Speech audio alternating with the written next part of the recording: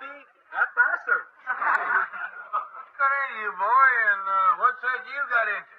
These are the kind of royal raiments he's going to be wearing over at your castle. What? Hey, Mr. Drysdale called you? You done inherited the doggone castle over to England. Go on. Yeah. When them great big rascals would have opened the drawstring. Are you grinning me? No, sir. I was over at the bank when Mr. Drysdale got the word. So I went over to the studio and got us some Queen Elizabeth clothes.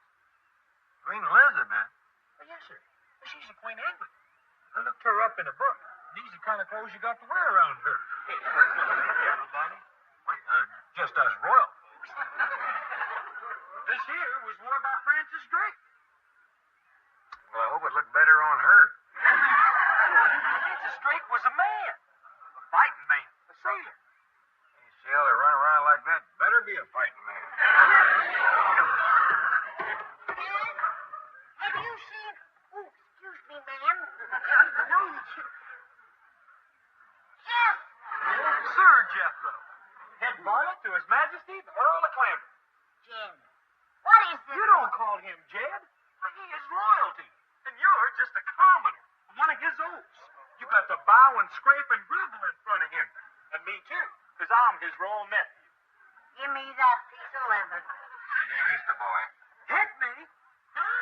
Well, I'd have a throat in the dungeon like that.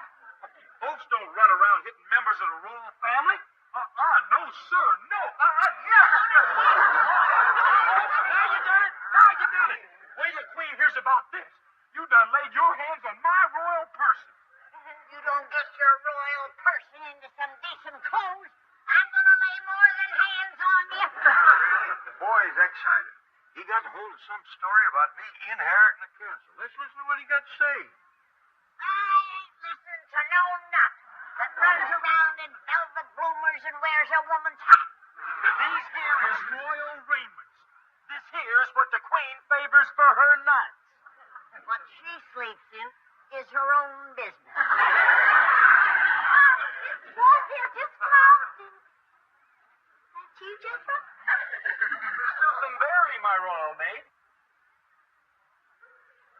Bend your knee to His Highness next to kin, you Saxon dog. What did you call me?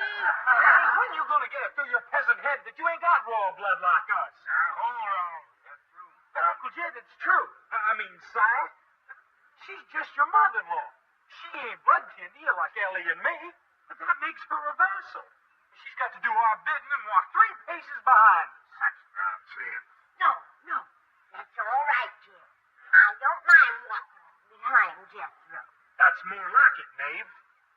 And when we struts around the castle, she brings up the rear. That bring it up enough, or do you want another one?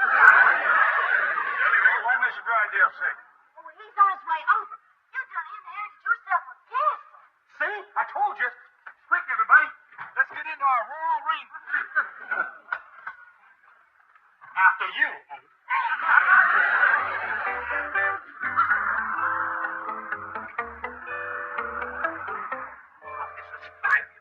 Fabulous. I can see it now. The presentation at court. Knighted. A seat in the House of Lords. Luncheon with the Prime Minister. Tea with the Queen. Chief, Mr. Clappett is hardly prepared for such honors. Not him, me. I'll handle things just like I do here.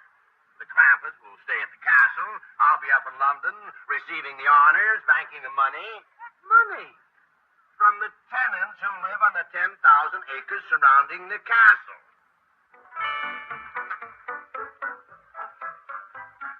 Now, don't get your hopes up too high. If I know Mr. Clappett, he may decide not to go to England at all. What do you mean? He's got to go. I've got to go. England is my kind of country. That's where I want to live. But what if your wife doesn't want to go? You think there's a chance? Say, don't get your hopes up. The way of royalty is not the way of the Clappetts. They're plain, simple country people with no desire to have... Dad, this is hell.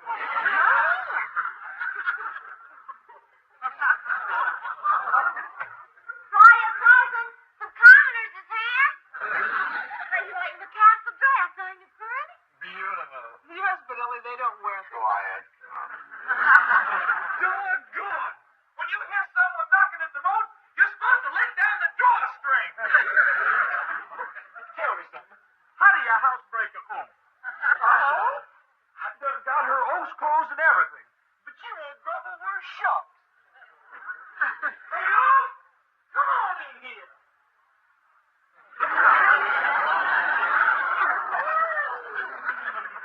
Jethro says if I don't grovel, the Queen is going to throw me in the Tower of London and feed me to the beefeaters. Absolutely preposterous. See? Told you. Oh, I mean, well, I can see there's a general misconception about modern-day England, which I shall clarify without further ado. Granny, there is no serfdom. You are not an oath. And Jethro, even members of the peerage no longer have the power to rule the lives of others. And Ellie Mae, these costumes are strictly for pageantry.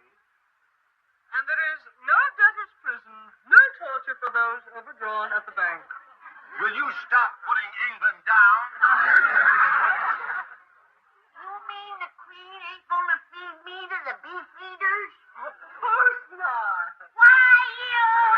Jimmy, you done committed high treason against the crown. Incited to oath. Your head is going to roll. You got one of yours, too? Touch me, and the royal executioner will lop off your offended member. And the head baller to His Majesty, the Earl of Clampett. Where is the Earl? He's up in the turret, putting on his royal raiment. Hey, Paul, we got company. No, not like that. By your leave, sir, two vassals beseech your audience. I ain't coming down wearing these fancy duds. Oh, please, Mr. Clampett. I mean your lordship. Grant us a boon. We humbly petition your royal presence. Yeah, come on. Well, all right. This wasn't my idea. Hot dog. Now you're going to see some class.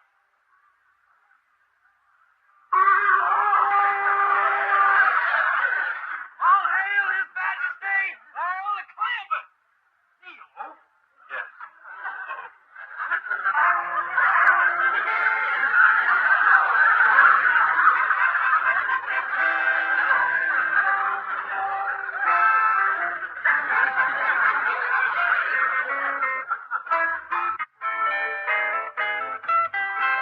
Trying to ruin my life, wreck my career, shatter my dream. I get the Clampetts all steamed up to go to England and claim their castle, and you destroy everything with your big mouth. Aren't you raving about? All I did was tell the truth. That's what I'm raving about. I know you consider this a great financial opportunity for you and your bank. But think about the Clampetts for a moment. Okay. That's long enough. Now let's think about me and my bank. Be reasonable. You'll be in London in your counting house. But those poor, simple hill folk will suddenly find themselves cast adrift in a society so steeped in tradition, so rigid with protocol, that they'll be completely lost. They won't know what to do or say or who to turn to. They'll turn to Lady Jane Hathaway. Who else? Oh, well, if you have someone... Who? Lady Jane Hathaway. Me? You. Chief, I'm just plain Jane Hathaway. Do you think the Crown will overlook your services in converting the peasants of Possum Ridge into the keepers of Clampett Castle? This is ridiculous. I could never expect... Didn't you tell me your ancestors were English? Well, yes, my great-grandfather and my... Blood will tell. To the Maribor, Lady Jane Hathaway of Hathaway Hall. Hathaway Hall. Mr. Grady, I think we better pass on this going to England business. We don't belong to no castle. Oh, you don't say that. Why, you love Hathaway Hall. Clampett Castle. She said, she's changed her mind. She didn't have the complete picture. Oh, I do think you should investigate the situation, Mr. Clampett. You might find that you'd enjoy the English country life. Place in the country, isn't it? Oh, yes. The castle sits in the middle of 10,000 acres. Oh, that'd be a heap of land to work. Oh, you don't have to work the land. We couldn't depend on Granny. She got her back up by being old. Granny wouldn't have to work either. She's sure ain't gonna get Jethro behind no mule dressed in them head varlet clothes. None of you has to work the land. You just enjoy it. You see, it's mostly forest streams. Yes, you'd spend your time stalking deer, shooting grouse, fishing, riding to the hounds. Excuse me, pal. If and when I go in England, can I change back into my breeches? We better fetch it, Ellie. Isn't she beautiful? Can't you just see her dancing in the ballroom of the castle? Yes, with a long line of handsome young Englishmen waiting their turn. Ellie'd meet some fellers, would she? Well, but your lovely daughter would be the belle of the countryside. Well, no. This hill has got more taters in it than I figured. Going, Paul? Well, we'll study all that. Take some doing to swing your granny around. Ain't nobody throwing me in the Tower of London. Chopping off nothing either. That blame nonsense. Get back into your old clothes. You get in there. Hold on there. Are you revolting? Not as revolting as you. Hey, listen. We can't show up at our castle without we got us a royal oath. I ain't open for nobody. Hey, wait a minute, Granny. You go along as an oath. As quick as we get settled, I'll promote you. I'll make you a scullion or a serf. Sure. Come and scold. Hey, wait a minute. You can be a witch. How about a shrew? Won't. Will I have critters at the castle? Hundreds of them. There's a private game preserve. I'll go get ready for the test. Now, wait, Ellie. It ain't for positive sure where he's going. Just a minute, Ellie. Hold on. Don't worry. It's in the bag. You're right. Where's Dick? He just went out the back door. Please, Granny. Commence as an oath. You don't have to grovel. Just cringe a little. Oh, God. There goes the trip to England. What do you mean? A head varlet has got to have herself an oath. Do you think I want to show up over there looking like a dumbbell? But, baby, no use talking about it, Mr. Drysdale. I ain't going if I can't go like royalty. And that takes an oath. Sir Jethro, I have never let you down yet. One oath coming up. Not Lady Jane. Dog! She's even more oath than Granny. Yes, isn't she a beauty? Good and sturdy. Show the young master your teeth.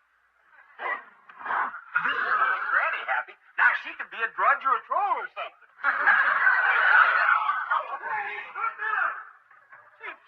Surely you wouldn't send me to England like this.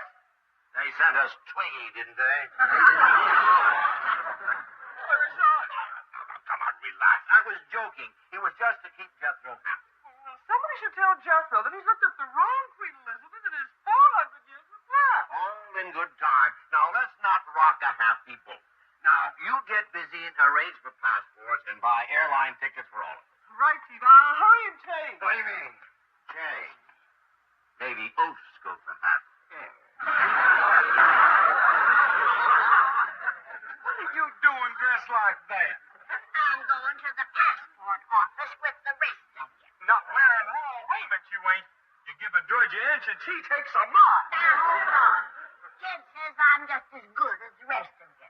He says I'm the royal granny. He can't just say so.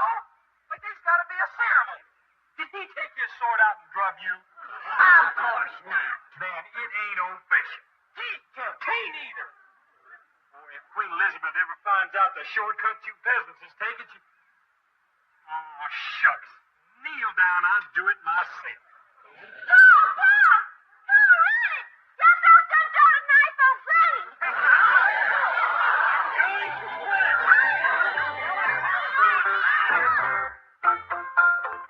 What's all the commotion out there? Granny, you all right? It's Sir Granny now. I've done been dropped. That's right, Paul. We's our one big royal family. You ain't going to the passport office dressed like that, are you? Put on your royal duds. Like that. Sure. Just a minute. We's going to a U.S. government office, right? Right. Well, is it respectful to show up at a place like that wearing strange clothes? No, it ain't. So get out of it. Proper. Like us. Yeah, sure. Right? What's proper around a castle in England is one thing, and we'll be the judge of that when we get there. But as long as we's in this country, we're going to dress American. Now, get changed. Don't. Just when I was all decked out like a grand lady.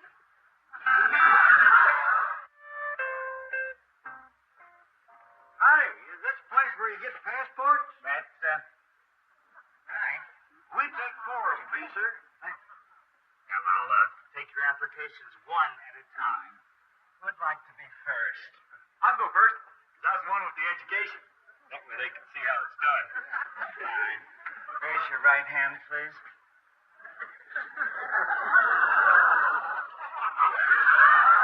Swear the statements you're about to make to be the truth. Yes, sir. State your name, please. Jethro. And your surname? Sir Jethro. Sir Jethro. Yes, sir. Sir Jethro de Bodine, head varlet to the royal family.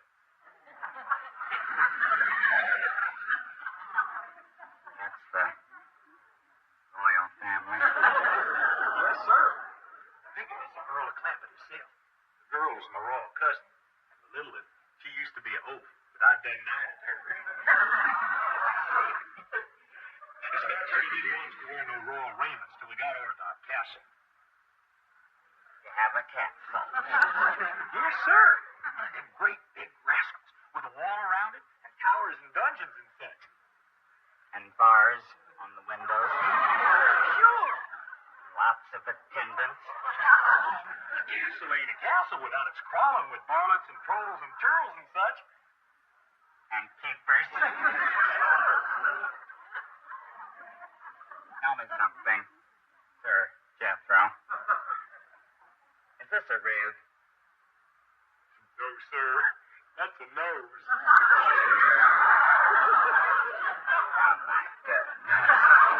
You can't catch me with questions like that. I studied to be a brain surgeon. A brain surgeon. Yes, sir. Ain't that right, Uncle Jim? What's that, boy? Rick never become a brain surgeon, didn't I? That's right. He was tore twixt that and Dean Fry cook. Oh, I get it. Where's the hidden camera? You guys really have me going there. Come on, where's the camera? Do we need any makeup? Right here, huh? Hi, Alan. Love your show. Great bunch you got together. Hey, mister, you gonna give us our passport? Sure. I'm the royal passport dragon. Hi, Margaret. It's Joe. I'm in hidden cabinet.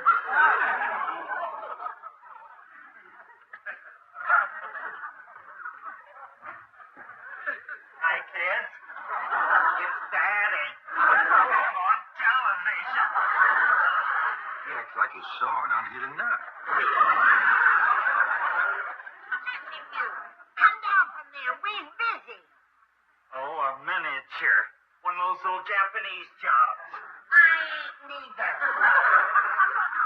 Hey, Alan, really had me fooled. The good side. We'll come back another time. You get some rest.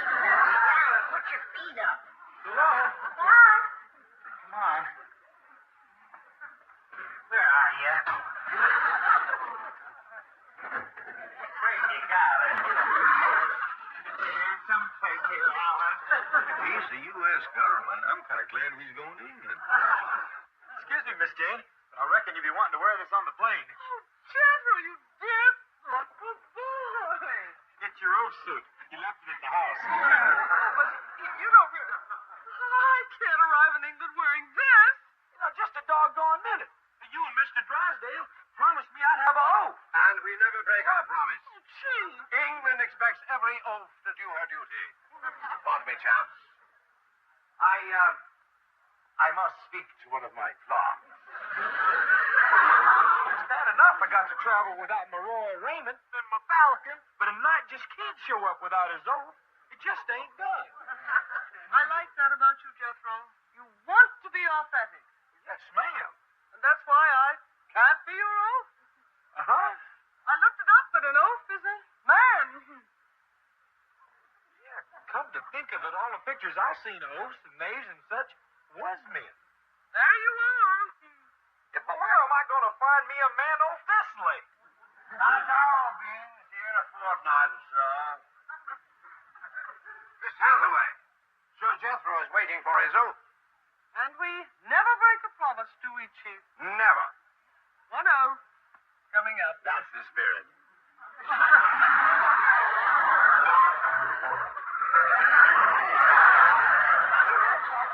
I got me a real sure off. Let's go.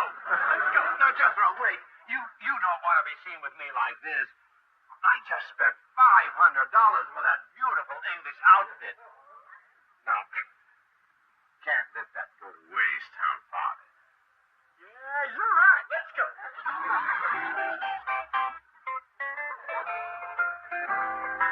look fine, Granny. Sure there's no light showing through, Ellie. You're wearing 6 petticoats. Well, a woman has to be special careful in England. I hear the sun never sets there. Jethro back in? No, he ain't. And if he makes us late, I'm gonna throw him to the beef eater. Well, let's go, Jack. I told you he wasn't going to put on no air. Oh, I'm just wearing this to please Mr. Drysdale. He don't want it to go to waste. Where is Mr. Drysdale? Him and Miss James is going to take a later flight. How come? Well, like he says, it wouldn't do for no oath to be seen getting off the same plane with us royal folks. Last time, I'm telling you, we ain't going to put on no air. Don't worry. I understand.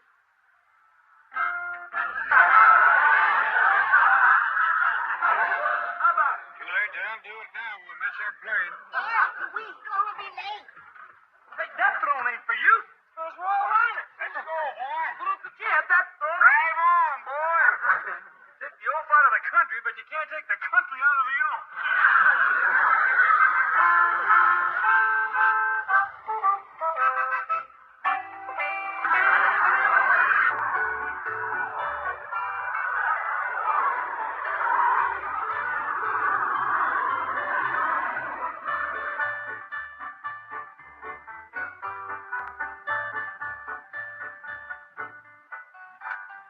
Hot dog, we're on our way to London now. Sit down, Jethro. You're not the airplane. Mr. Drysdale, Miss James was along. See too early, we're going to be strangers in a strange land. Will y'all stop worrying? You're traveling with an educated man. You only graduated the 6th grade. Really, you can't fall 12 years of schooling. Did you learn anything about England? Are you kidding? I studied 2 years in English. Think you can find our castle? Of course I can, Your Royal Majesty. But, sire. Told you, I don't want to put on no air. Okay, then I'll just call you sire. Now, right here. Finest frogs here, ma'am. He just talks country like that when he's around you peasants. Actually, that there is His Royal Highness, the Earl of Clapham. Oh. And the 2 ladies? The young'un with the yeller hair, that's my royal cousin. And the little one with the big mouth, that's the royal granny. I'm His Majesty's head varlet, Sir Jethro de Bodine, Knight of the Round Table. He's heading for our castle. I see. You want to sit down and talk? Well, there's 2 seats that was being held for Mr. Drysdale, the royal oath, and his secretary. And he said they don't allow oaths on this flight. I reckon you know that. Oh, no, it comes as a complete surprise. He's flying over later, quick as he gets his oath suit broke in. Chief, I brought your clothes. Where are you? Can he pack it with you? No, I'm quite alone. If you weren't a traitor, you'd be wearing this. If you were chicken, you'd be on that plane. Like this? Well, at least the Clampetts wouldn't be alone with Sir Jethro as their leader. Oh, they're all right. I've got a fancy airline keeping track of them. Besides, the flight they're taking lands only once in Francisco, then non-stop to London. So what can happen? Hello? Oh, Jim. How's my royal family doing? Hey, what? Find them. Gee, what happened? They left the plane in San Francisco. They think it's London. Yeah, that's the Dandy Hill driver. Okay, everybody, poke your heads up. Now, as we look out over the famous old city of London, the first thing we notice is a famous old English channel right down yonder. And going across it there, the famous old London Bridge. Oh, and off to the left there, we see the famous old White Cliffs of Dover. And yonder, straight across the channel, you can see the coast of France. What's that place down there in the water? Huh? Oh, that there is one of them British Isles. Excuse me, buddy. Just where do you think you are? Ain't this London? No, this is San Francisco. What you've been pointing to is Alcatraz, El Cerrito, and San Leandro. How do you like that? We done overshot England and landed in Spain.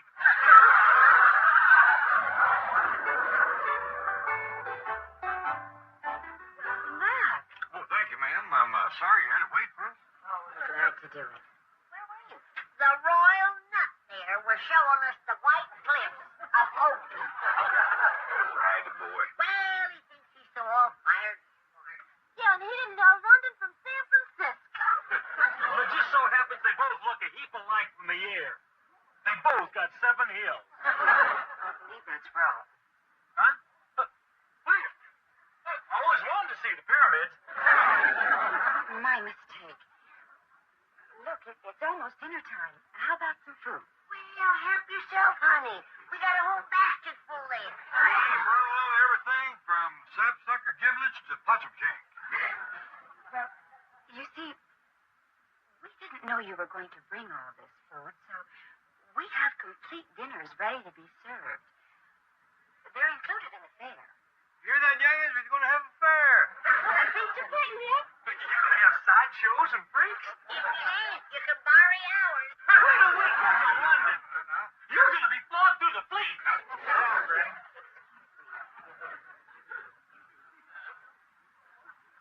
Get up and help the young lady. Just a minute, ma'am. I'll help you. Thank you, but I have help. It ain't that, ma'am. See, I'm the royal taster. Royal taster. Yes, ma'am. You can't give His Highness and them no victuals without I taste them first. Very well, Sir Jester.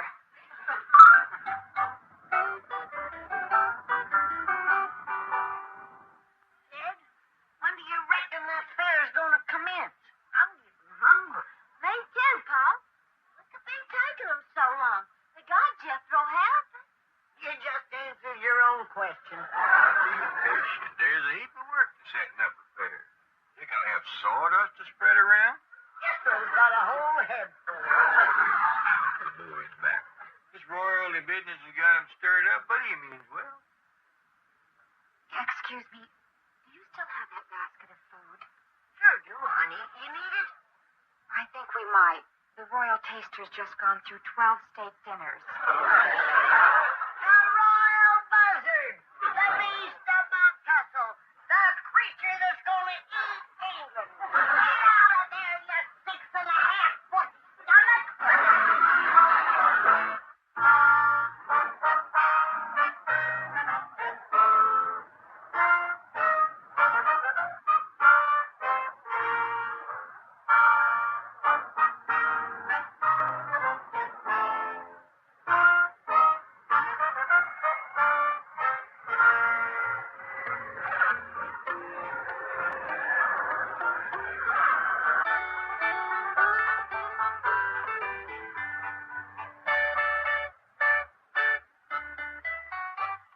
Lafayette is here. That's right. Huh? France? Hey, y'all, come on back. We done overshot England again. No, I meant... Well, never mind. This is England. Are you sure about it this time? Absolutely. Well, been nice meeting you. Hey, come on out to the castle sometime and see me when I'm wearing my armor. Thank you. Have you ever been a damsel in distress? Yes, for about 6,000 miles. I beg your pardon. Are you by any chance Mr. Clampett? Yes, sir. Jed Clampett. Mr. Drysdale telephoned and asked me to meet you. I'm Cedric Giles Evans of the firm of solicitors representing the estate of your distant cousin, the late Marcus. Well, very pleased to meet you, Mr. Evans. This here is Granny and my daughter, Elamine. Howdy. It is? He says that my cousin Marcus is late. He's deceased. Oh, well, he's in luck because Granny's a doctor. What kind of disease has he got? Well, I'll have to figure that out, Ellie Mae, when I examine him. Thank goodness I brought my medical supplies with me. Is Cousin Marcus up at the castle? Well, yes, but you see, he's been laid to rest. Good, good. Just keep him warm. Is the family doctor with him? Madam, the gentleman is dead. Oh. Well, us doctors is only mortal. Get a move on. We got sick kinfolks up there at the castle without a doctor. Don't you worry. Granny has pulled folks through everything from brush to dropsy. Cousin Marcus has dropsy. He better be turned over every now and then. No, madam, I rather imagine he's turning over at this very moment. Jethro, can we call us a taxi cab? No, I've got a car waiting. But first of all, you'll have to go through our British customs. Well, we do our best if you show us. Yes. Yes, of course.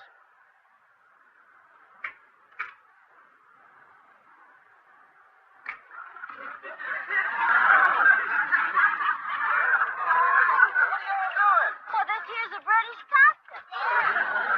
British? Spanish. Right? Don't listen to the royal booby. This is what the Spanish do when they stomp on grapes. Well, come on, stop. Look, Tom, Mr. Evans showing us another custom. You go like this. I think he's wanting us to follow him.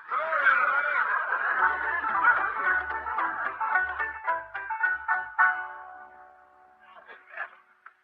Inspector here says that you refuse to open your luggage. If you stayed here, you have nothing to declare. Well, I've changed my mind. I declare that you are the nosiest bunch I've ever seen. That's why we're here. This is British customs. Well, this was foolish enough.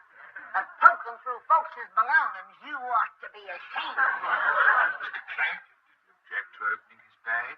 You ain't carrying what I am. Got something to hide. You betcha. I'm afraid you leave us no choice. Now, don't open that. I'm warning you. Now, you preacher, preacher. A preacher? We got to get married. You have done touched my untouchable. It's the code of the hill. Don't be embarrassed. I assure you there's no article of women's apparel that we... Oh. What do we hear? That's my nightgown. Ain't nothing sacred to you, you wicked man. What's this? That's my doctor's bag. You're a doctor? Been one for 60 years. Got a patient waiting for me right now.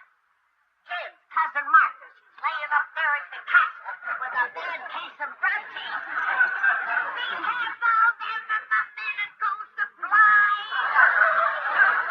What's this? That's a button. And that's snake wart, dog bane, horse bit, skunk oil, wahoo, buckbrush, Gibson weed, spider web, cat hair, everything a doctor needs. You're an MD. That's right, mountain doctor. And, what might this be? That might be buttermilk, but I wouldn't light no match to see.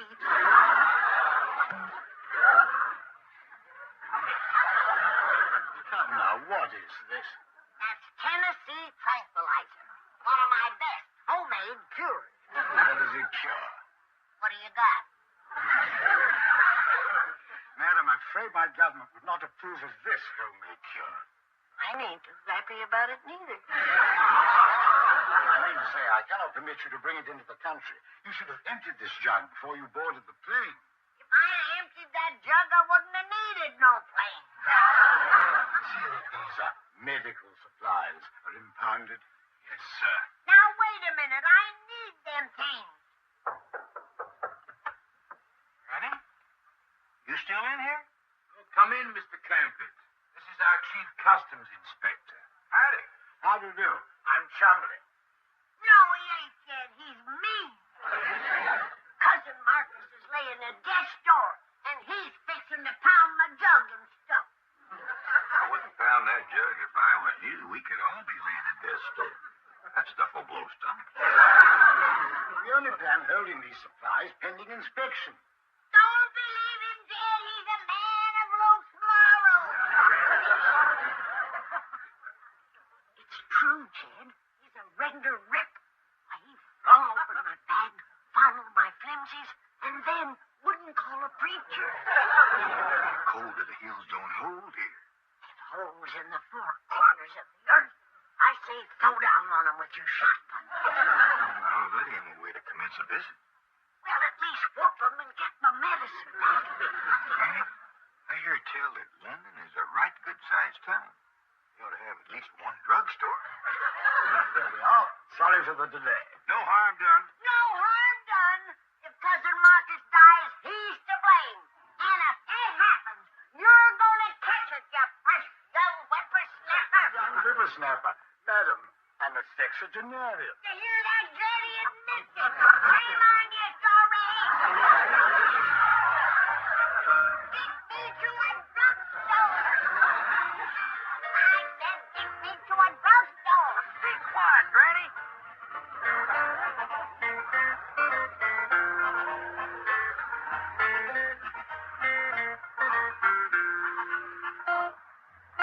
This don't look like no drugstore to me. No, madam, this is where my office is located. It's most urgent that I confer with my colleagues immediately. Oh, you want us to come along? No, I want to warn them. That is to brief them. Bradshaw will show you London. I'll, see you later. Let's go see the Queen. Yeah, take us to the Tower of London. By dingy, I'm walking to the drugstore. Now, Granny, Mr. Evans said to forget your doctor while you're here. Never. This town needs every doctor it can get. What with folks driving on the wrong side of the street. Kid, I have swore a oath to heal the sick and ease the suffering of mankind. And I aim to take medicine to that castle. Can't go on foot. Then I'll ride a bobby. What's a bobby? I don't know. But I heard tell that they'll help you get wherever you want to go. Oh, this is embarrassing to a sophisticated head varlet like me. Driver, follow them two ignorant hay shakers. Hey, your microphone's heating up.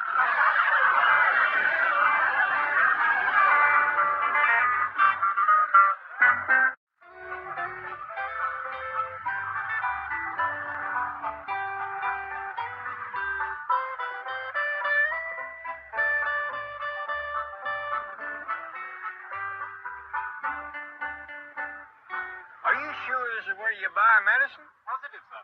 How long you aim to be here, Granny? Oh, quite a spell, Ellie. I have to start from scratch. Everything from larkspur to leeches. Let's go sightseeing. We'll grow up later. No, I don't want to leave her alone again, Jethro. You and Ellie run on ahead and say your howdies to the Queen. Mr. Giles Evans asked me to give you this English money. Well, that's real nice of him. That's £25, sir. What's that, Jared? Well, it's supposed to be 25 pounds of English money. But whoever weighed it must have had his thumb on the scale.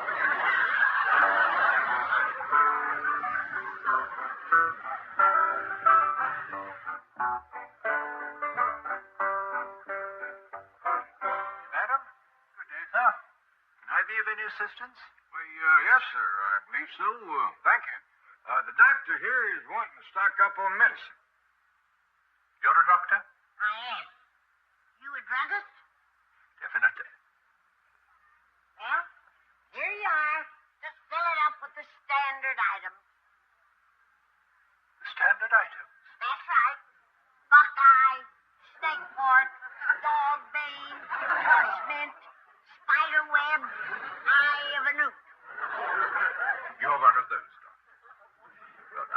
if I can remember the formula from Macbeth. Eye of newt and toe of frog, wool of bat and tongue of dog, adder's fork. Now there's a druggist. I do rather pride myself on my Shakespeare. I never tried that. But if you recommend it, I'll take some. Take some Shakespeare? How do you sell it over here? By the bag or by the bottle? Well, I should say that we sell Shakespeare by the volume, by the play, by the sonnet. Well, give me half for sonnet. I don't want him to think I don't know my business. You're holding just fine, Granny. If I could write the beauty of your eyes, and in fresh numbers number all your graces, the age to come would say the poet lies. Such heavenly touches ne'er touch earthly faces.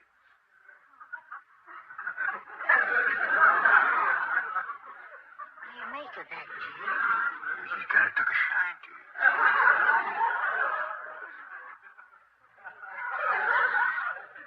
Let's get back to my Shakespeare. Shall I compare thee to a summer's day? Thou art more lovely and more temperate. Rough winds do shake the darling buds of May, and summer's lease hath all too short a date.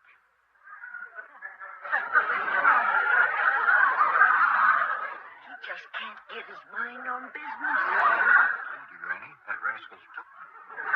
Glad you're with me, Jed. He's kind of bold. Tell you what, I'll take a whole sonnet of that Shakespeare. May I suggest some Venus and Adonis? If it's good stuff. Touch but my lips with those fair lips of thine. Though mine be not so fair, yet are they red. The kiss shall be thine own, as well as mine. Why don't you take a walk, Jed? What's your duty to Marcus? Who? Cousin Marcus laying sick in the castle. Your patient. Patience I can get, Jed. But at my age, suitors are kind of scared. The best day. Always if I don't think we got a hold of another one of them sexagenarians.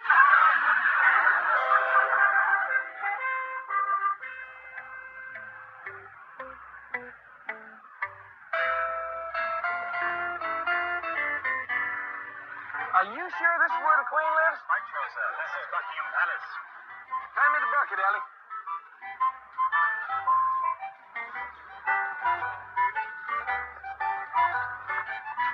What's he fixing to do with that water? I'm fixing to make my fortune, that's what. Oh, you're liking as a bottle.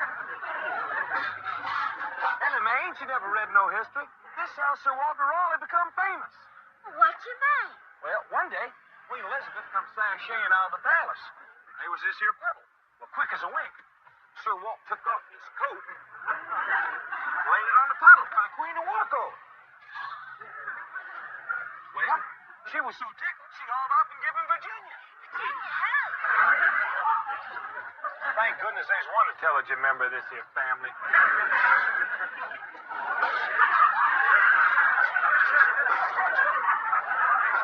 Excuse me. Could you please tell Queen Elizabeth that Sir Geoffrey de Bodine is waiting at the puddle?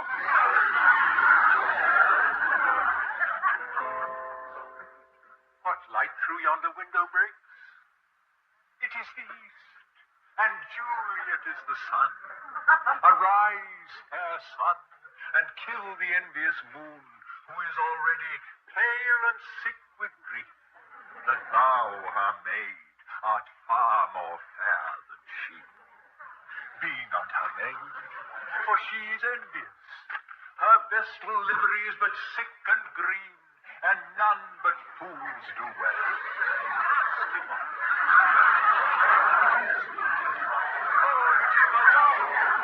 That she knew she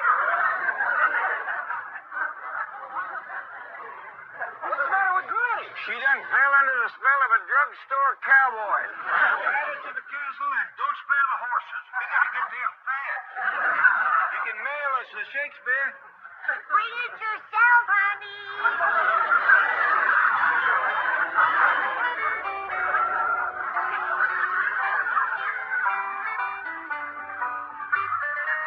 The green and rolling hills of the countryside had always been a place of quiet beauty and simple pleasures, a sanctuary where the modern world with all its noise and rushing felt like nothing more than a distant whisper. Deep within this verdant landscape, a long time ago, lived an honest and good-natured man named Jed. He was a poor mountaineer, a soul deeply connected to the earth, who spent his days wandering the rugged terrain, doing his absolute best just to keep his beloved family fed and sheltered.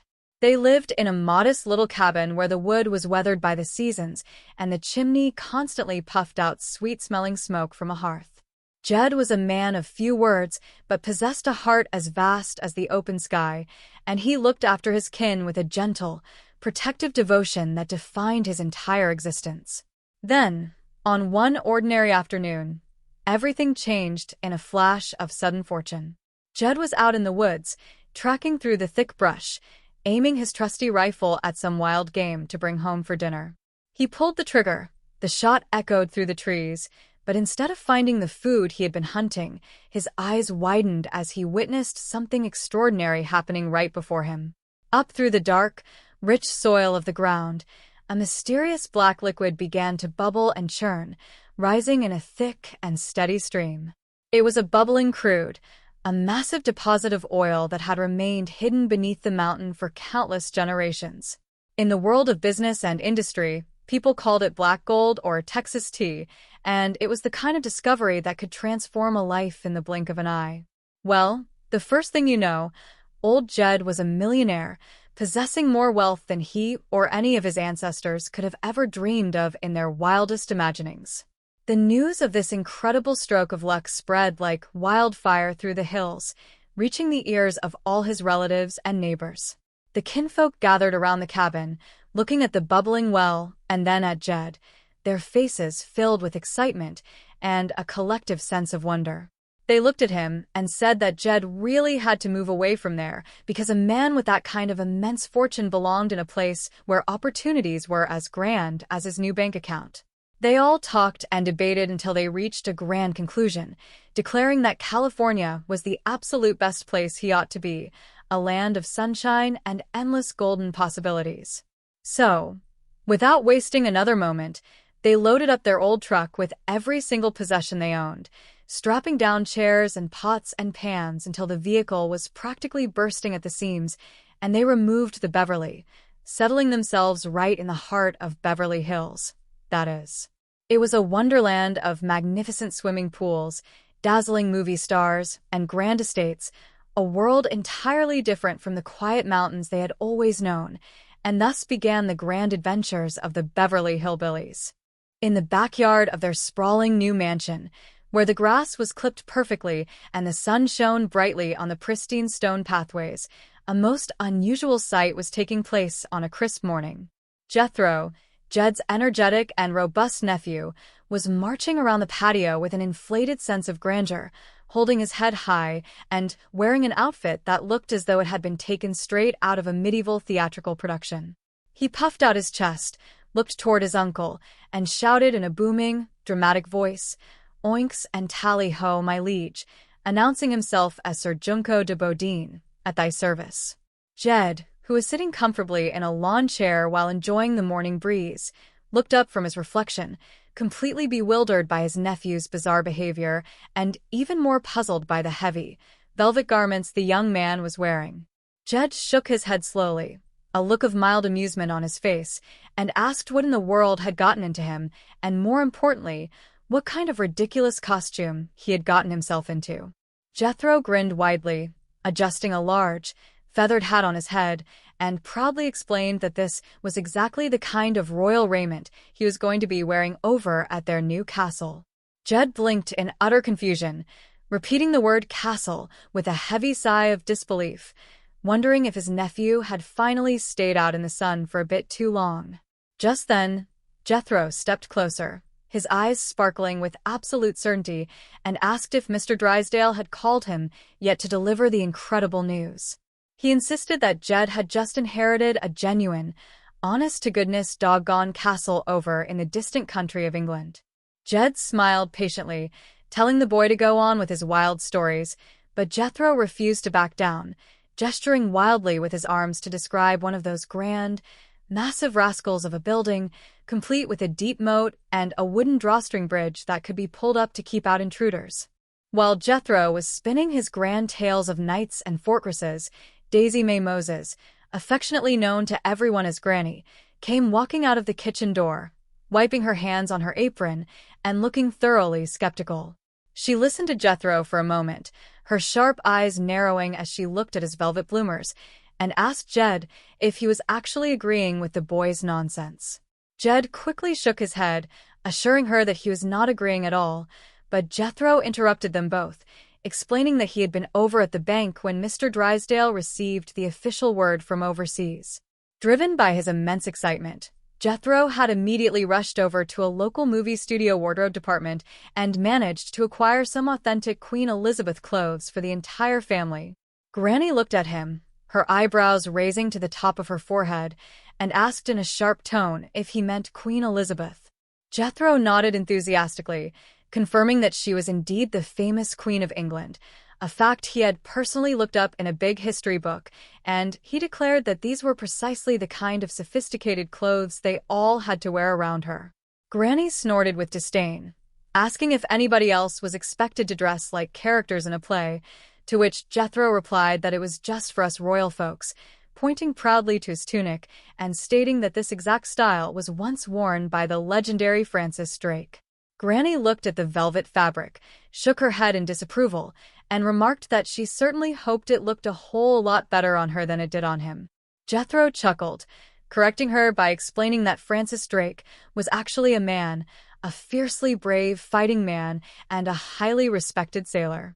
Granny crossed her arms tightly, muttering that any sailor running around the deck of a ship looking like that had better be an incredibly good fighting man if he wanted to survive the laughter of his crew.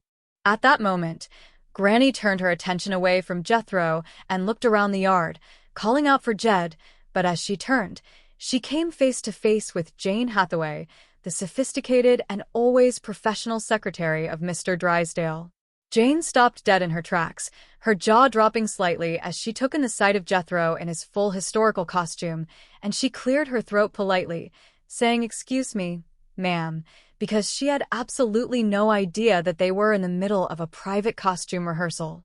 Jethro, refusing to break character, stepped forward with a dramatic sweep of his arm, pointing at Jane and introducing himself as Sir Jethro, the official head Bartlett to His Majesty the Earl of Clampton, which was his grand new title for his Uncle Jed. Granny could not contain her exasperation any longer, turning to Jed and asking what in the world all this madness was about. Jethro immediately gasped in horror, stepping between them and warning Granny that she could not just call him Jed anymore, because his uncle was now official royalty, while she was considered nothing more than a commoner. He informed her that as a commoner, she was now one of his oaths, and that protocol dictated she had to bow and scrape and grumble in front of him whenever he entered a room. Furthermore, Jethro claimed that she had to show the exact same level of extreme respect to him as well, simply because he was the royal nephew of the estate. Granny's face turned bright red with anger, and she reached out, snatching a piece of leather strap from a nearby table, shaking it menacingly at Jethro. Jethro recoiled in shock, shouting to his uncle to give him that piece of leather and begging Granny not to hit the boy, wondering how a mere commoner could even think of hitting a member of the royal family. He declared that if they were already at their castle, he would have her thrown into the deep dungeon in a split second, because oaths simply did not run around hitting royalty, shaking his head and repeating that it was completely unacceptable. Granny stepped forward, her eyes blazing, completely ignoring Jethro's warnings of dungeons and royal decree, and she brought the leather strap down with a sharp smack, causing Jethro to jump back and cry out in surprise. Jethro held his arm, looking at her with wide, terrified eyes, and shouted that now she had truly done it, and she had better just wait until the queen herself heard about this terrible assault on a noble person. He complained loudly that she had dared to lay her rough hands on his royal person, but Granny was completely unmoved by his theatrical protests, pointing a stern finger at him and shouting that if he did not get his royal person into some decent, normal clothes immediately, she was going to lay a whole lot more than just hands on him. Jed, ever the peacemaker, stepped between the two of them with a calm and soothing smile, telling Granny that the boy was just incredibly excited because he had gotten a hold of some wild story about them inheriting a castle in England. Jed suggested that they should at least sit down and listen to what the boy had to say before making any rash decisions. Granny huffed, sitting down on a wooden bench, and grumbled that she was absolutely not going to listen to any nut that runs around the yard in velvet bloomers and wears a woman's hat on his head. Jethro defended his wardrobe choice, insisting that these were genuine royal raiments and that this was exactly the kind of style that the queen favors for her nuts.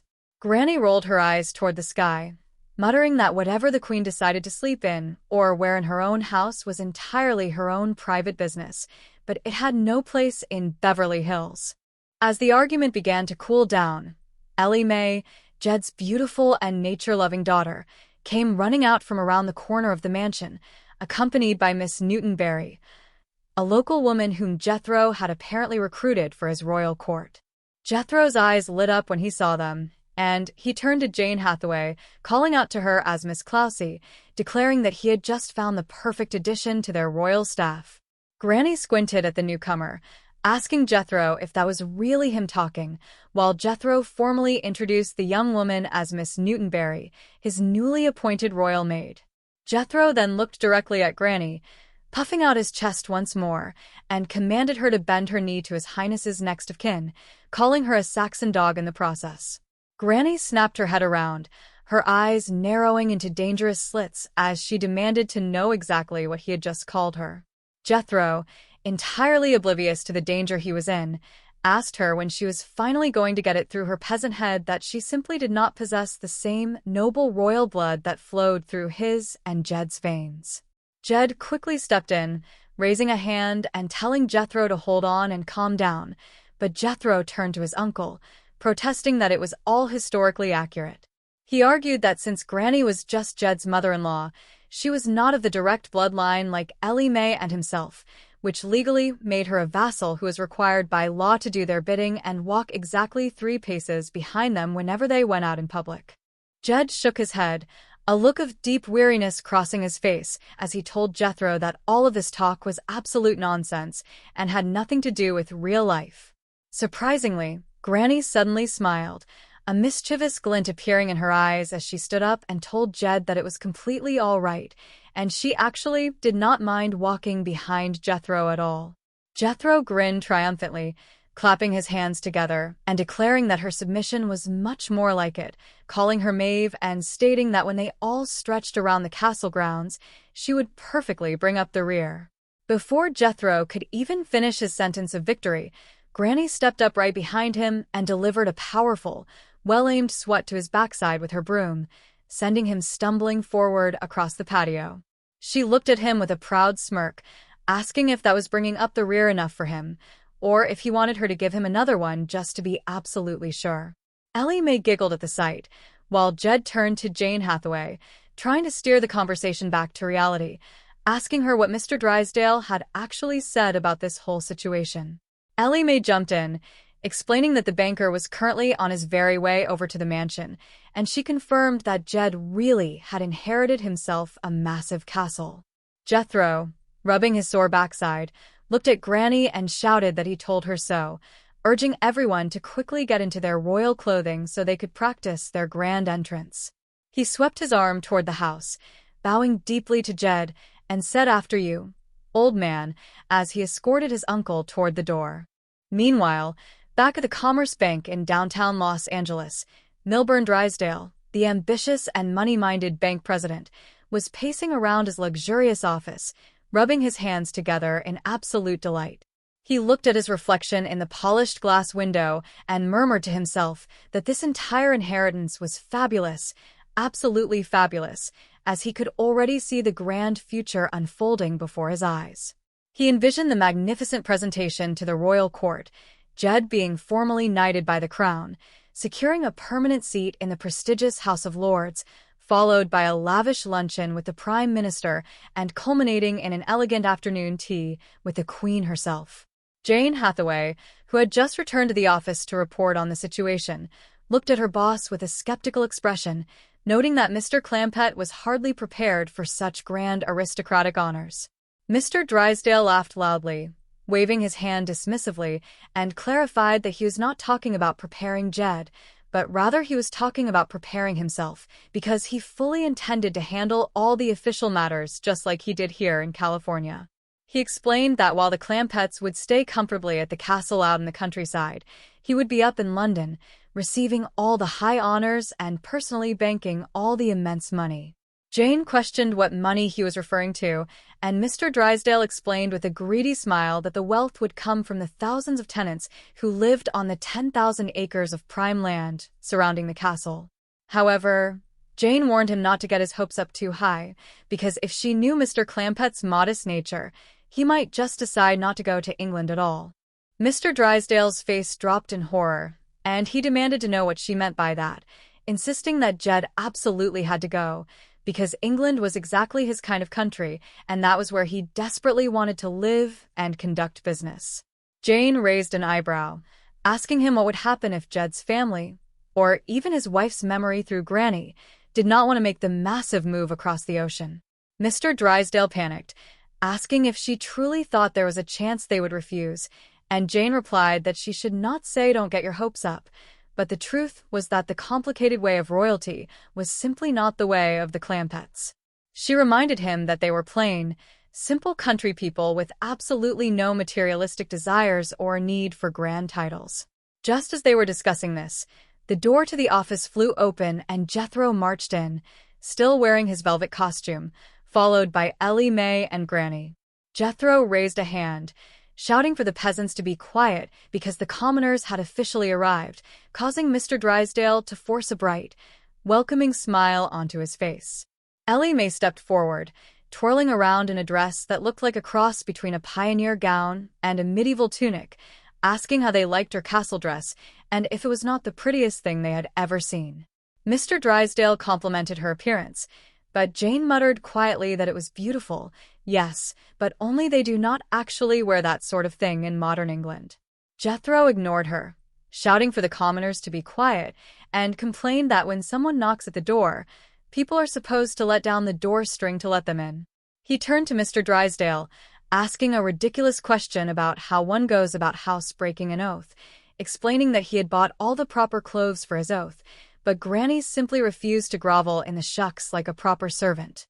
Granny walked into the office, looking thoroughly annoyed, and told Mr. Drysdale that Jethro had been threatening her all morning, claiming that if she did not grovel and bow down, the Queen was going to personally throw her into the Tower of London and feed her to the ferocious beef-eaters.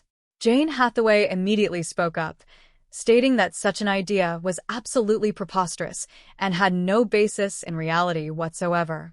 Granny turned to Jethro triumphantly, shouting that she told him so, but Jethro tried to argue back until Jane firmly interrupted them both, deciding it was time to clarify the general misunderstanding about modern-day England without further ado.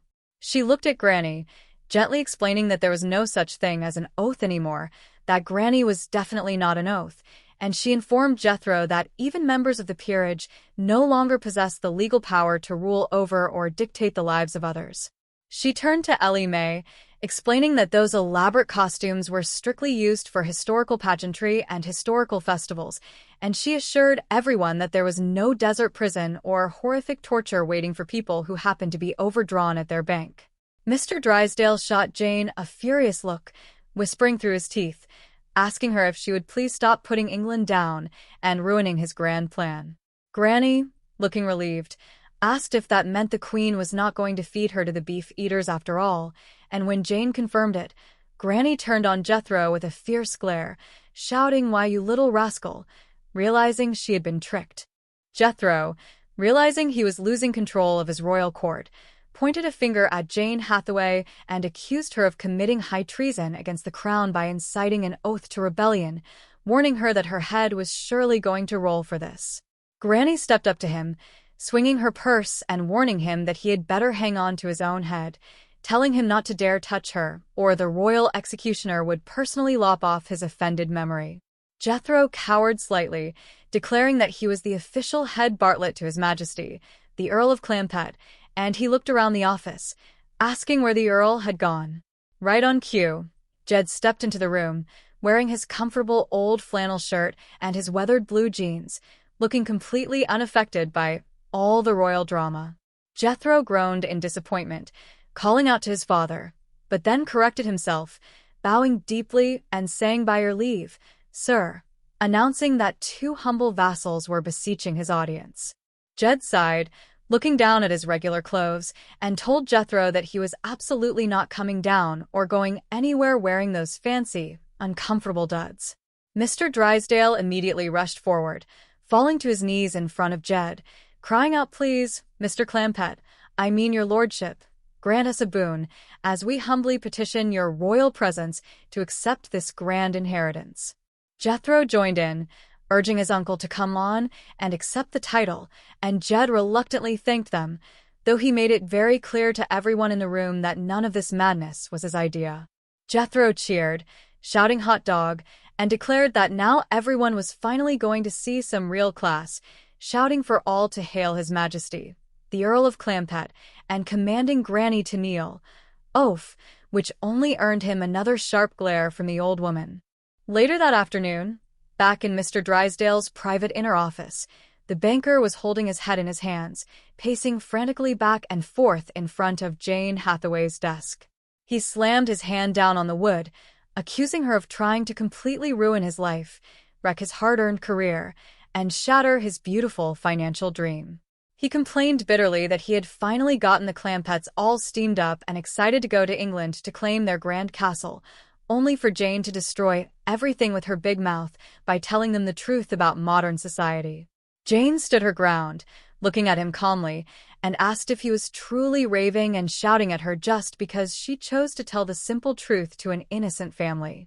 Mr. Drysdale admitted that yes, that was exactly what he was raving about, but Jane urged him to be reasonable for a moment.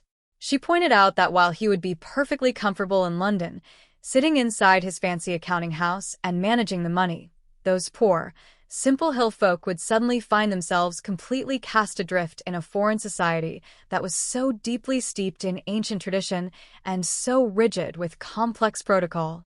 She argued that they would be completely lost, having absolutely no idea what to do, what to say, or who to turn to when they encountered problems. Mr. Drysdale smiled slyly, stepping closer to her desk, and stated with absolute confidence that they would simply turn to Lady Jane Hathaway, asking who else could possibly guide them.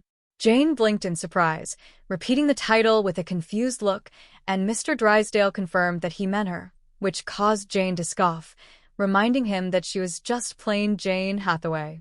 Mr. Drysdale scoffed back, asking if she honestly believed the British Crown would overlook her incredible services in converting the simple peasants of Possum Ridge into the distinguished keepers of Clampett Castle. Jane shook her head, calling the entire idea ridiculous and stating she could never expect such a thing, but Mr. Drysdale reminded her of her proud heritage, asking if she had not told him before that her ancestors were English. Jane admitted that yes, her great-grandfather and her relatives came from there, and Mr. Drysdale clapped his hands in victory, shouting that blood will tell, and declaring that she truly belonged in a magnificent castle, raising an imaginary glass to toast the future Lady Jane Hathaway of Hathaway Hall. Meanwhile, back at the Clampett mansion, Jed and Granny were sitting on the front porch, discussing the massive decision that lay before them. Jed looked out over the beautifully manicured lawn, thinking about their peaceful life back in the mountains, and he looked at Granny, suggesting that they had better just pass on this entire going to England business, because they simply did not belong in any grand castle. Mr. Drysdale, who had just arrived at the house with Jane, overheard the conversation and rushed up the steps, begging Jed not to say that, promising him that they would absolutely love life at Hathaway Hall, before quickly correcting himself to say Clampett Castle. Jane looked at her boss, murmuring, "Oh, Chief," and urged him to change his mind, explaining to Jed that Granny simply did not have the complete and accurate picture of what life would be like over there. Jane stepped forward, speaking gently to Jed, saying that she truly felt he should at least investigate the situation firsthand, because he might find that he would thoroughly enjoy the peaceful English country life. Jed scratched his chin, thinking it over, and asked if it was just a regular place in the country, to which Mr. Drysdale eagerly replied that yes, the massive castle sat right in the middle of 10,000 beautiful acres. Jed's eyes widened slightly at the number, remarking that 10,000 acres would require a whole heap of hard land to work and farm, but Mr. Drysdale quickly clarified that they would not have to work the land at all.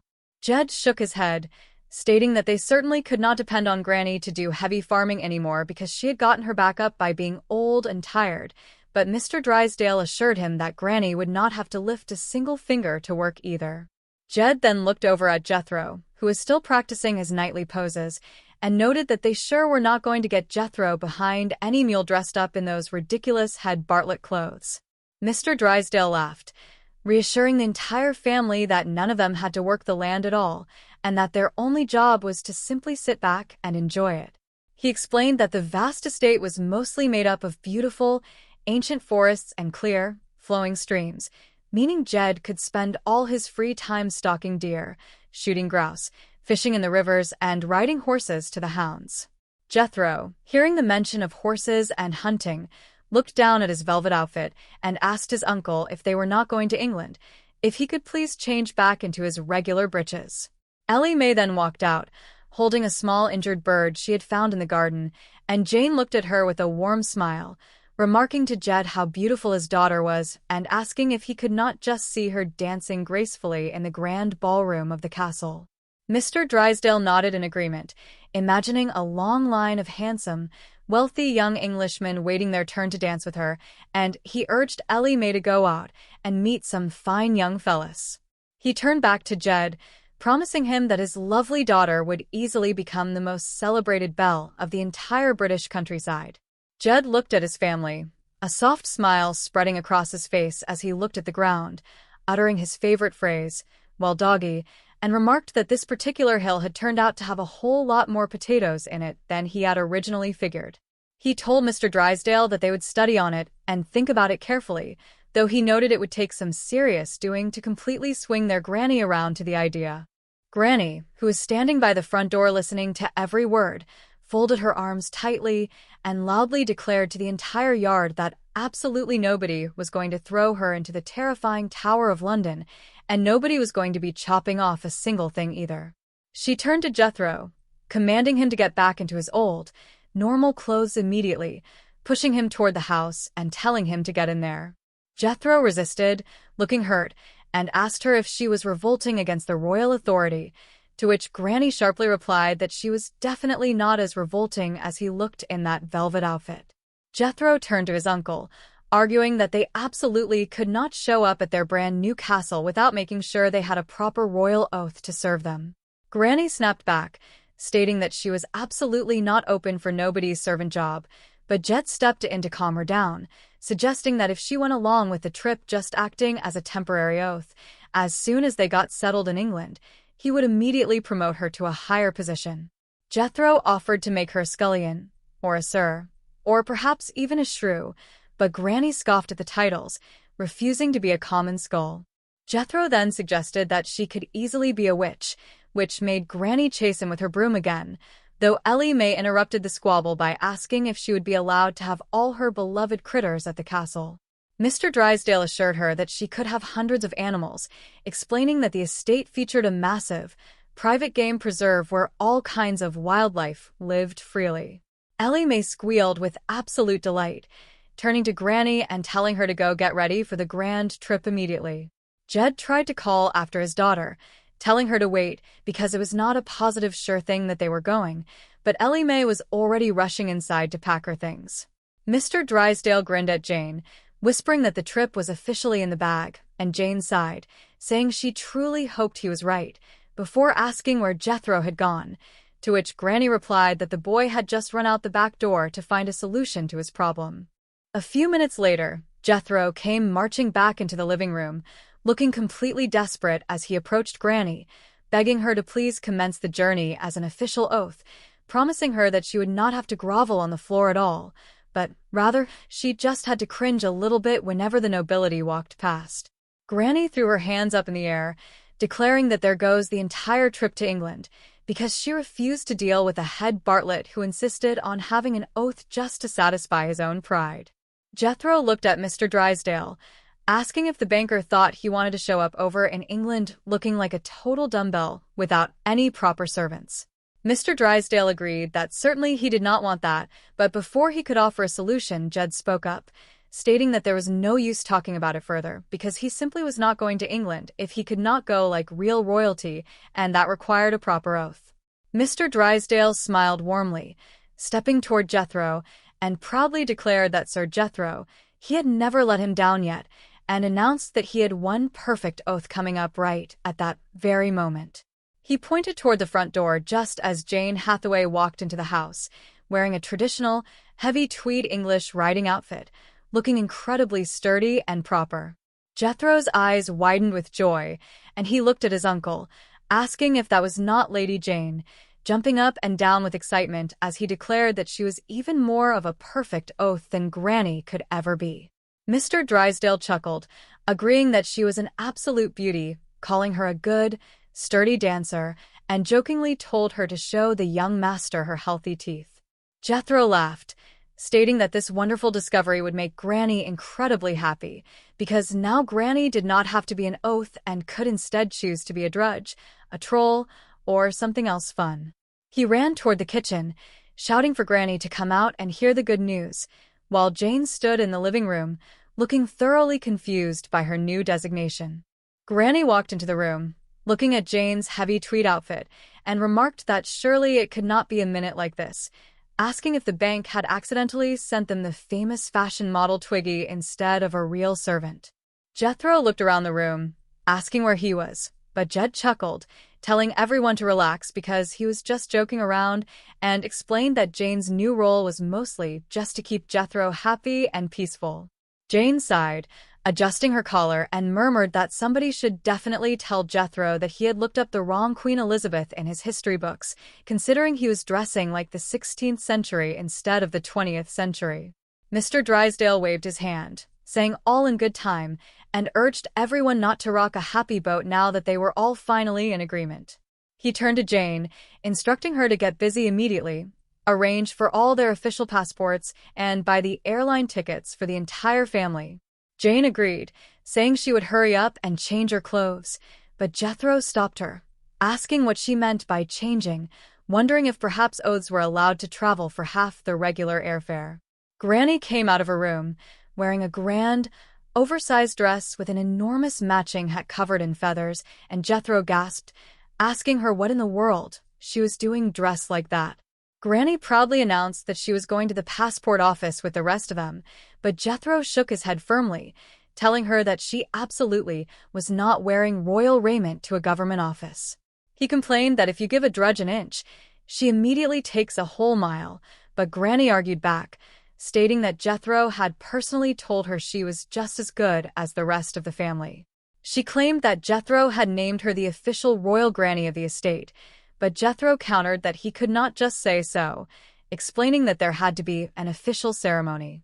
He asked her if he had taken his royal sword out and drug her across the shoulders to make it official, and when Granny admitted he had not, Jethro declared that it simply was not official yet. He pointed at Jed, stating that his uncle had not been drug either, and Granny huffed, complaining that if Queen Elizabeth ever found out about the terrible shortcuts these peasants were taking, she would be absolutely furious. Shucking her shoulders, she knelt down on the rug, commanding Jethro to take out his sword and do it himself right then and there.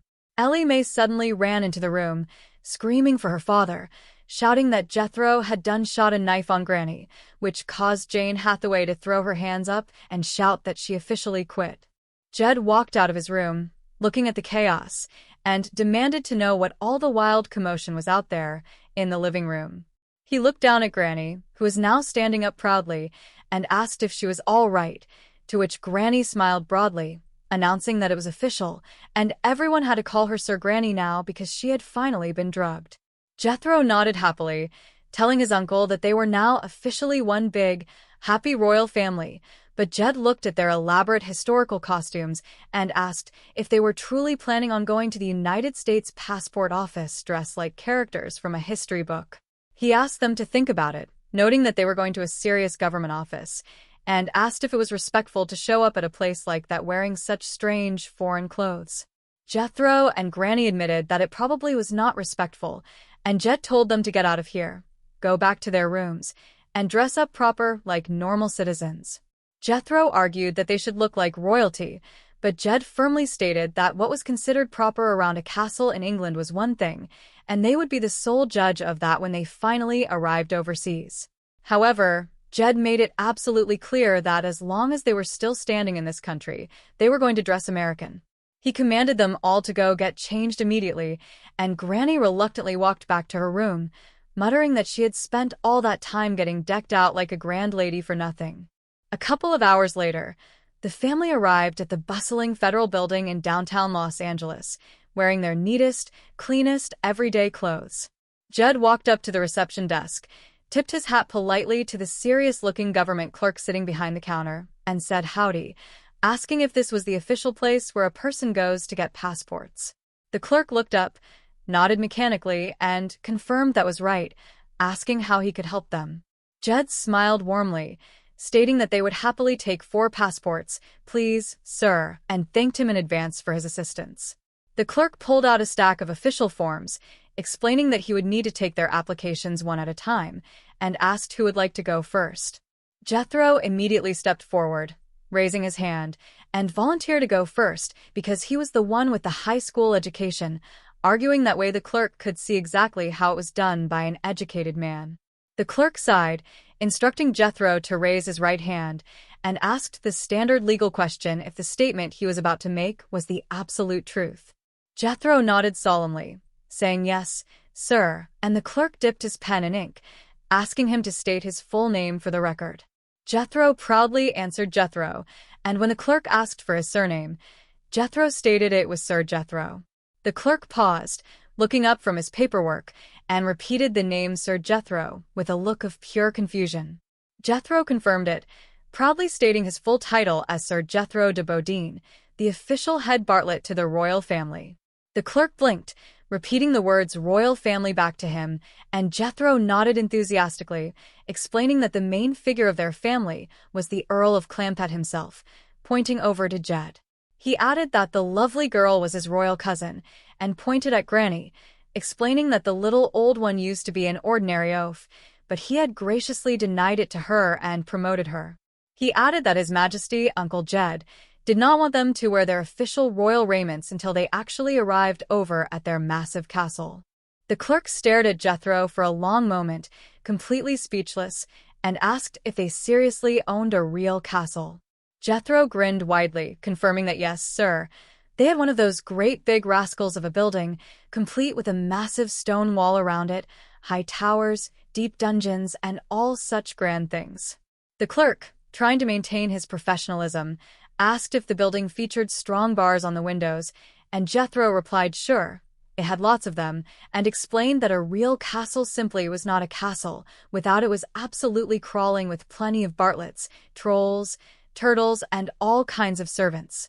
The clerk leaned forward, a dry smile appearing on his face, and asked if the estate also came equipped with professional keepers to look after them. Jethro nodded happily, saying sure it did, but the clerk finally shook his head, asking Sir Jethro if this entire conversation was some sort of a rib or a practical joke. Jethro looked at the clerk's nose, chuckled, and told him that was not a rib, that was a nose, completely missing the meaning of the slang phrase. Jethro laughed proudly, telling the clerk that he could not catch him on tricky questions like that because he had personally studied to be a professional brain surgeon. The clerk's jaw dropped, repeating a brain surgeon in utter disbelief, and Jethro turned to his uncle, asking for confirmation, shouting what is that, boy, and asking if he had not become a brain surgeon. Jed smiled patiently, telling the clerk that was right, and joked that the boy was just a small Tora twig set away from being a professional fry cook at a local diner. The clerk suddenly stood up, looking around the office walls, and declared that he finally got the joke, asking where the hidden camera was hidden. He laughed loudly, telling them that they really had him going there for a minute, and asked where the famous television host Alan was hiding the camera, even asking if they needed him to put on any makeup for the broadcast. He looked directly into a small desk lamp, waving happily and shouting, "Hi Margaret, it is Joe," and announcing to his imaginary audience that he was officially on a hidden camera television show. He waved toward the window, shouting, "Hi kids, it is Danny, I am on television," completely convinced he was starring in a nationwide comedy program. Jed watched the clerk's bizarre behavior, shaking his head, and told Jethro that the man acted just like he saw something on a hidden not show. Jed stepped forward, tapping the counter, and told the clerk to come down from there because they were busy people who needed to get their passports.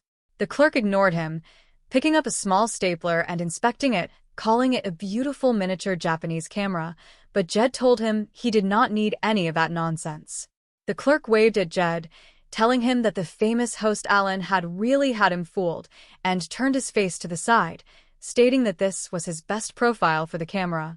Jed sighed, realizing they were not going to get any real work done today, and told the family they would simply come back another time when the man was feeling better, telling the clerk to get some rest and put his feet up. They all walked out of the office, saying so long and bye, while the clerk continued to wave at the empty corners of the room, leaving Jethro to remark that the man was a truly crazy guy, especially for someone working for the United States government, making Jed note that he was kind of glad they were moving to England after all. The next morning, the family was gathered at the bustling Los Angeles International Airport, surrounded by mounds of luggage as they prepared to board their massive airplane. Jane Hathaway came rushing up to the group, carrying a garment bag, and apologized for the delay, speaking to Jed and saying she reckoned he would be wanting to wear his special outfit on the plane. Jethro looked at the bag, looking disappointed, and asked Jane if she was deaf, pointing out that the bag only contained Jed's old, regular hillbilly suit that he had left behind at the house. He turned to his uncle, protesting that Jed could not possibly arrive in the historic country of England wearing those old, ordinary clothes. Granny stepped up, looking entirely cross, and told Jed that a doggone minute ago, he and Mr. Drysdale had faithfully promised her that she would have a proper male oath to serve her on the trip, and she reminded him that they never break their promises. Jane nodded solemnly, striking a dramatic pose, and stated that England expects every single oath to do her duty. Just then, a gentleman walking past them tipped his bowler hat and said, "Pardon me, chaps," before disappearing into the crowd. Jethro ignored the traveler, turning to Jane and complaining that it was bad enough he had to travel